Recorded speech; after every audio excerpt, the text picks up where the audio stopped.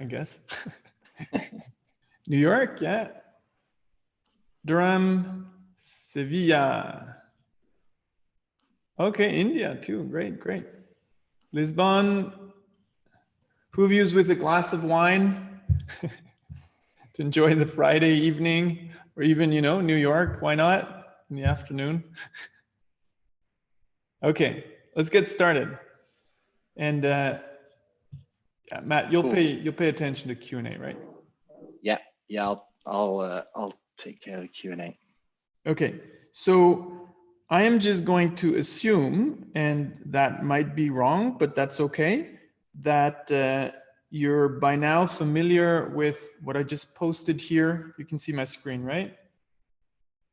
I think the portfolio map. No, I can't see it anymore. Oh, good, back here.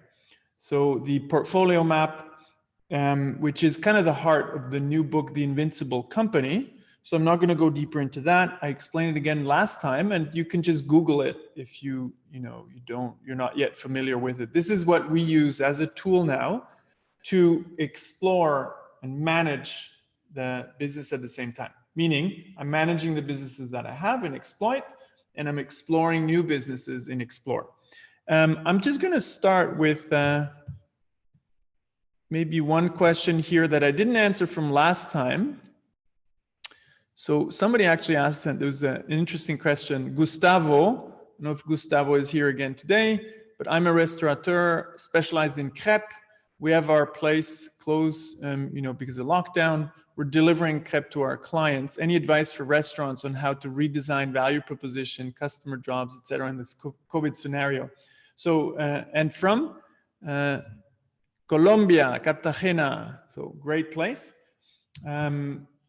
Very simple, right? I mean, I would look at two things. One is look at your business model and look at the strengths of what you have.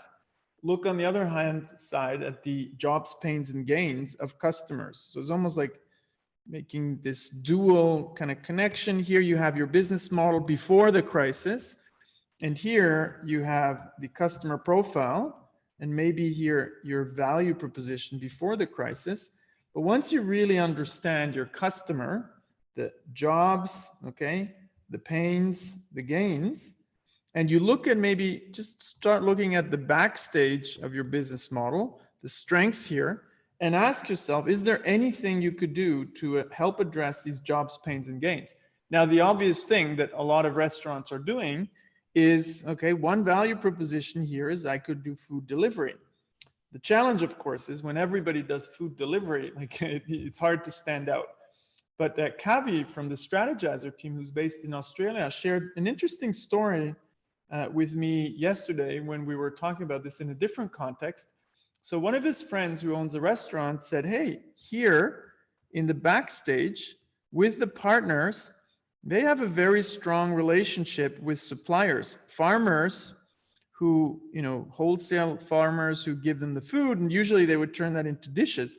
So instead of just delivering dishes to customers, they said, well, what if we actually acted as an intermediary, bringing fresh fruit and fresh vegetables, to distribute for the wholesalers. So they were adding, a new value proposition, which they're probably going to take away again, maybe after the crisis, but based on the strengths, some of the things that they're already doing in their business model. So obviously the core thing in COVID-19 is you have to be creative and offer new things, and don't just look around you and see what everybody else is doing. Build it on your strengths.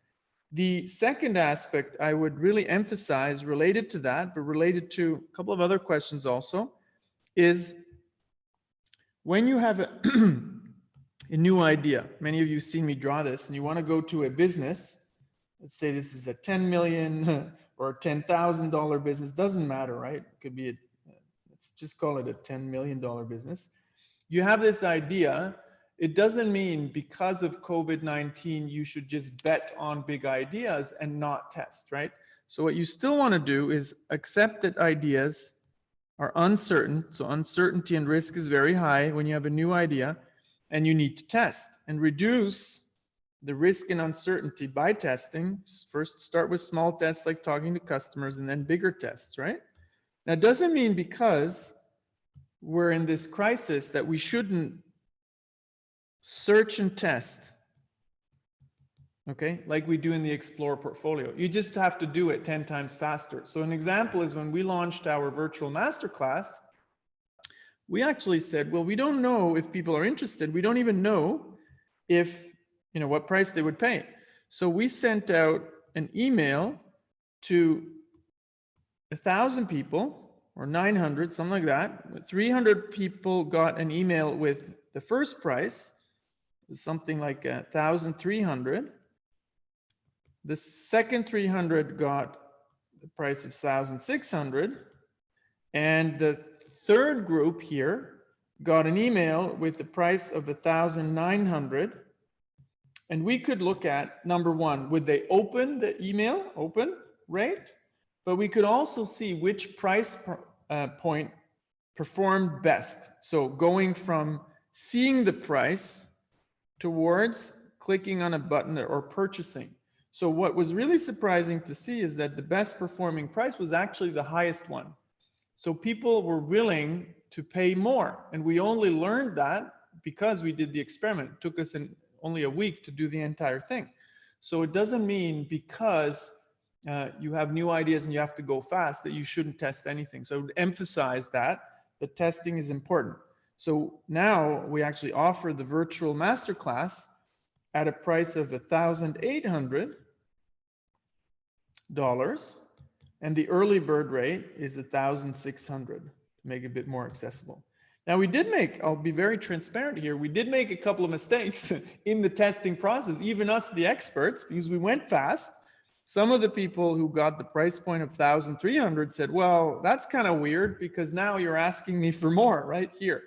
So we didn't deal, 100% in the best way with the communication. What we should have done is immediately after, showing them the price point of 1,300 and they show their interest, we should have told them, hey, this is an experiment. These are the 3 price points we tested.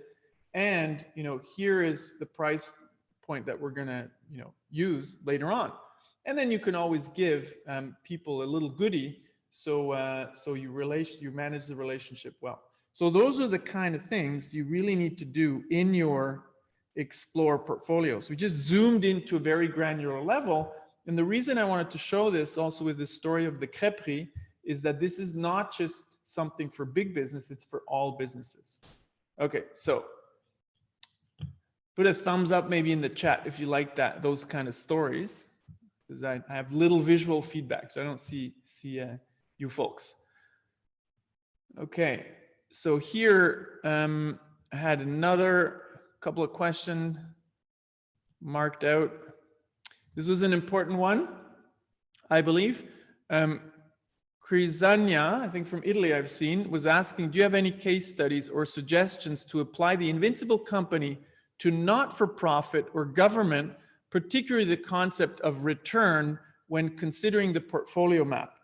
So interesting enough, funny thing is when we tested this the very first time, we did it with a group of indeed, large international corporations, and we saw it would really work. But when I did it in a larger meeting with about 50 people, it was actually the international intelligence community. At Steve Blank's ranch, we had an event and we were sharing, how to do these things this is not the typical not-for-profit, but it wasn't about profit, it was about impact. How do we save lives, et cetera, et cetera. So what you want to look at here is this axis that we call return or expected return. The only thing you need to do is replace it by impact. Okay, so you don't talk about return, you talk about impact. And then you define what impact means for you.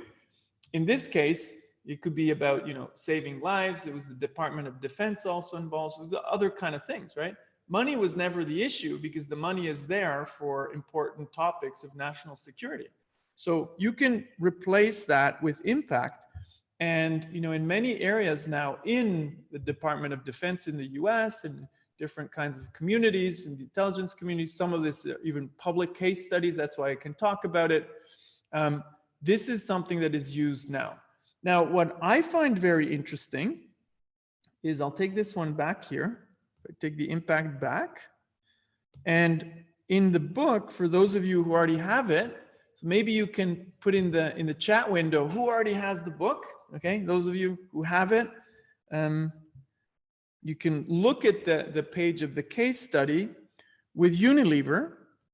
So we clearly wanted to have a couple of case studies where it was not just about profit, but also about profit and growth. And Unilever, where we show they have this corporate identity where they really are talking about sustainable living. So when Paul Pullman took over as a CEO, he's now retired. He said, we want to focus on long-term sustainability as an organization, one of the biggest food companies in the world, but not at the expense of profit, but in harmony with profit and growth, right? So they didn't change this one, but they added what I would call a constraint. A constraint, here we call this corporate identity, a constraint for their entire portfolio. So they would never here explore something that isn't sustainable, and they would start to divest companies that were not sustainable enough and didn't fit their portfolio. So very interesting, that even corporations are moving beyond pure for profit. Now, one more thing just to finish, maybe that topic of NGOs, nonprofit organizations.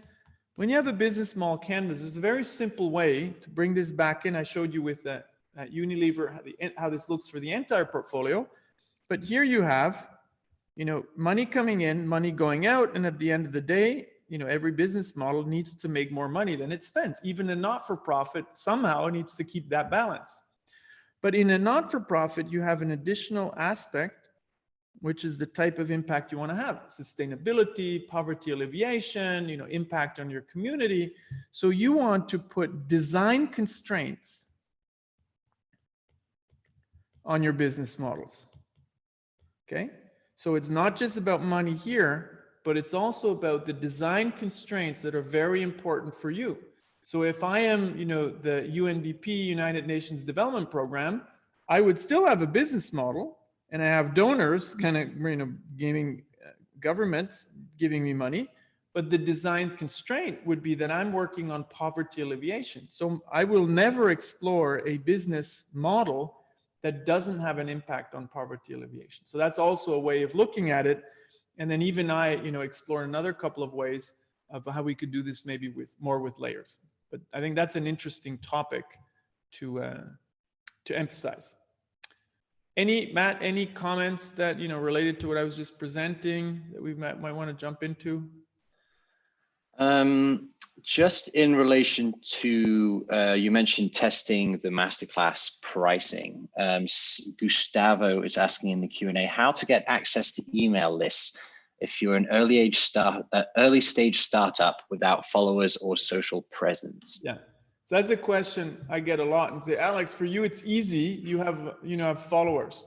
Well, I think these days it's very easy to generate traffic. Of course, you need to have a little bit of money. You can do Google ads, you can do Facebook ads, you can do Instagram ads. So it will cost you some money, or you can, do the heavy lifting and go to all of the forums you can imagine related to the topics you have, and you post topics there. Here's the thing: if you can't generate traffic with a little bit of money or a lot of effort, then probably there's nothing there, right? So if you can't even, in quotes, generate traffic, well, then there's probably a challenge with your idea. Now, of course, to create a lot of traffic and to scale things, that's a different ballgame. But to start, all you need is a little bit of, social marketing or some, search engine advertising. And again, if you can't generate traffic, there's probably a problem with your idea.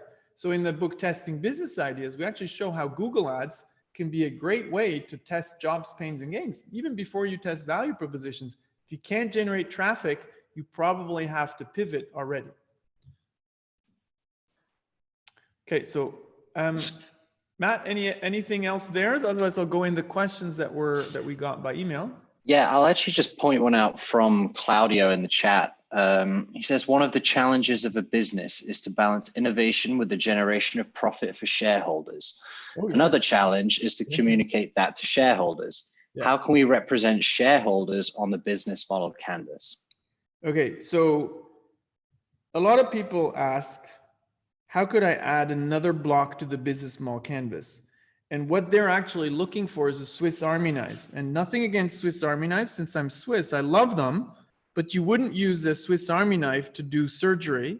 So the point is not to add a building block to the business model canvas, because it does just fine what it was designed to do, which is to map out business models. What you really want to think about is, okay, this is a different topic. Maybe there's a different tool, right? So in our case, we look at it differently. We want a series of tools that work together well so I can become an innovation surgeon. Imagine if your surgeon showed up with a Swiss Army knife and said, hey, I did a workshop, 2 days, I'm going to snip it around on you. You would run, right? So we need to become innovation surgeons who use the best tools together. So in this particular case, there were a couple of questions there that you were talking about.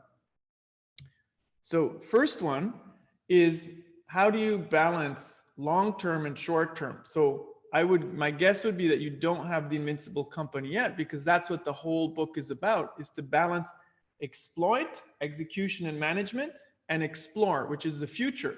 And you don't do that in the business model canvas. That's why we created another tool. That's a level up.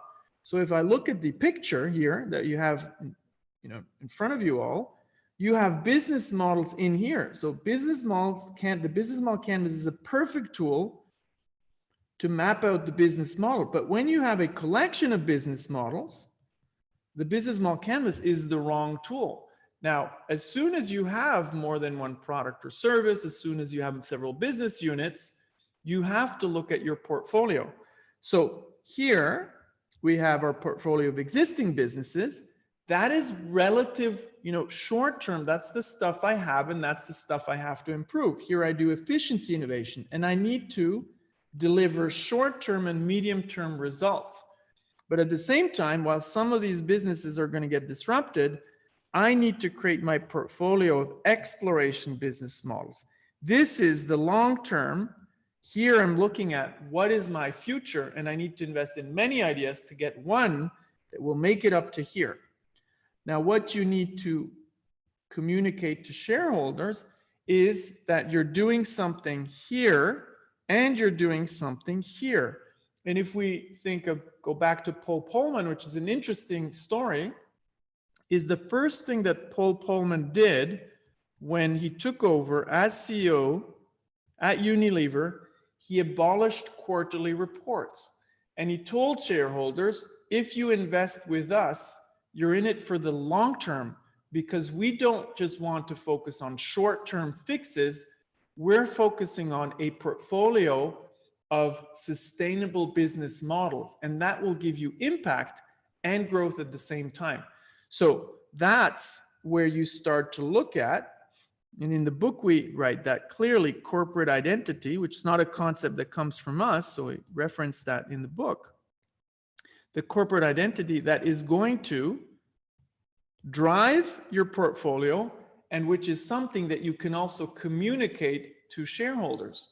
And typically, if you look at the shareholder letters, I'd give that to you as homework. Maybe you can, if you want to gain extra points and show off that you're an innovation pro, in the chat, you can type if you've ever read any of Amazon's letters to shareholders by Jeff Bezos, because there he clearly explains that they focus on the long term. In most interviews, he gives, if you hear somebody asking him, oh, you had great quarterly results, how did you do that? He will say, oh yeah, we love our quarterly results. They were made 5 to 10 years ago. And what he obviously means with that is investing in the long term that will give you the short term results, 5 to 10 years later. So he explains how they have a long-term focus throughout all of those shareholder letters. It's exactly what Paul Polman did, at Unilever. So educating your shareholders, educating your stakeholders is extremely important if you want to focus on the long term. So while a lot of CEOs say, no, I can't do this because the stock market, my shareholders, they want short-term results. Well, That is true, and that's a lot of pressure. But the really good CEOs, they know it's about the long term and they fight for it. And again, I'm not trying to make this simple. I've been in a meeting with a couple of banking CEOs just, before COVID-19. And I'm not managing a 50, $100 billion business. So it's easy for me to say, but they understood very clearly. And what is going to be a sea change is the more companies we see investing in the long term, the more others are going to follow. It's just that today it's very few. And I guess COVID-19 is giving us the last worst behavior of companies that, like the 6 biggest US airlines who bought back shares to kind of pimp the share price. But, now they're there with their shorts down because they don't have any money and they're asking the government for bailout. That is very short-term thinking, if you want. They didn't invest in exploration. They didn't invest in the long term. And now they should be paying the price. The challenge is a bit, and here I'm getting political, is that the government is bailing them out. So what's his name again? Scott Galloway, the professor from NYU, likes to say that today in the US, we have capitalism when everything goes well, but all of a sudden the capitalists start to become socialists and ask the government for money when when everything is bad. And that's exactly what the airlines did. So a little bit of a political statement here, but I do think it shows that not that many companies really invested in the long term, like Amazon would do. And again, there's other things to criticize, or Ping An, which is one of our favorite examples. Okay, so sorry for going into blah, blah, blah and getting a little bit political, but I think it's a big issue. Which one do we pick next, Matt? Should I take one from the list? Yeah, I've got one from the list. So someone shared one by email. So Juan was asking how to better manage the tensions between business as usual versus change. Excellent. So very good question. And the important thing here is that sometimes I hear CEOs say, or I hear people say, we need to change everything. Everybody needs to be an innovator. And I think that's the worst recipe. It's the best way to end up with disaster. So there are different types of innovation and different types of change. And I might have mentioned that last time, 2 days ago. There's efficiency innovation, which is all about, making your existing business models better. That's change that everybody should be involved in. We should all, strive for making our businesses better. And then there's sustaining innovation, which is about new value propositions.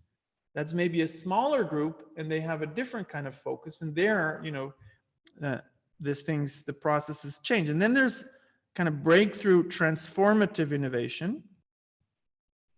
Here is where the biggest change happens.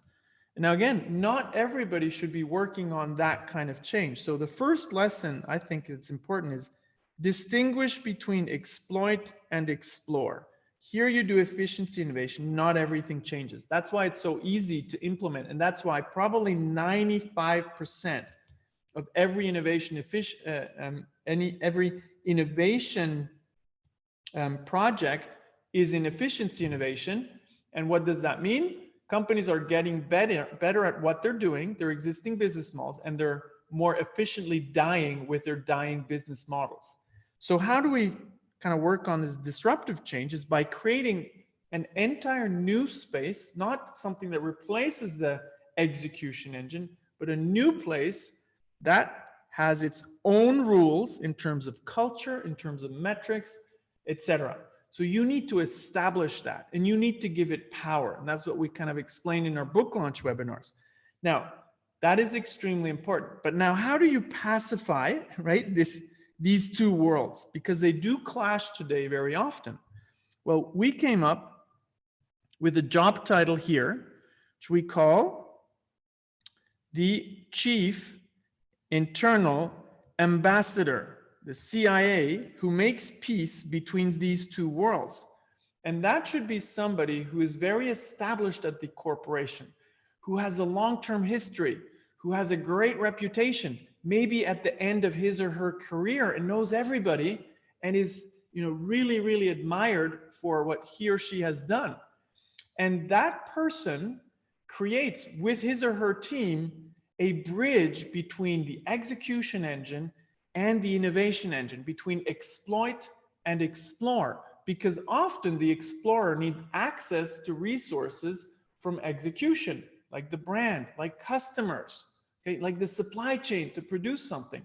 So the chief internal ambassador can make that piece. Or the other way around, maybe the business units want to explore something, then the chief internal ambassador can make the connection with the projects that are going on the left-hand side in explore, right? So creating this balance and peace between the two is incredibly important.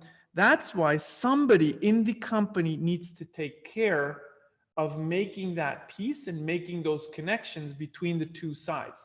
And the worst thing, I think, is when innovators call themselves pirates, okay, or rebels. I think that's pure stupidity, because what do we do historically with pirates and rebels?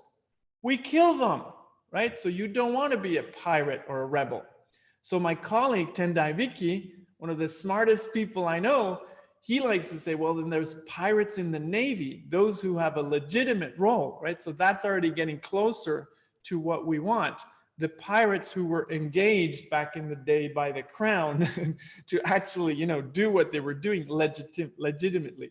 So I think that's very important, that we give innovation power, that we give it legitimacy, and that we have a person who builds bridges between exploit and explore. That was a very long explanation. Okay, I think we have space for one more question. Yep, final one. We've got 3 minutes left. So we've got Michael, who is asking, when testing your idea with Google AdWords, Facebook, etc., what are the best practices for refining your customer profile when you haven't quite narrowed it down yet? Okay, so that is a very detailed question.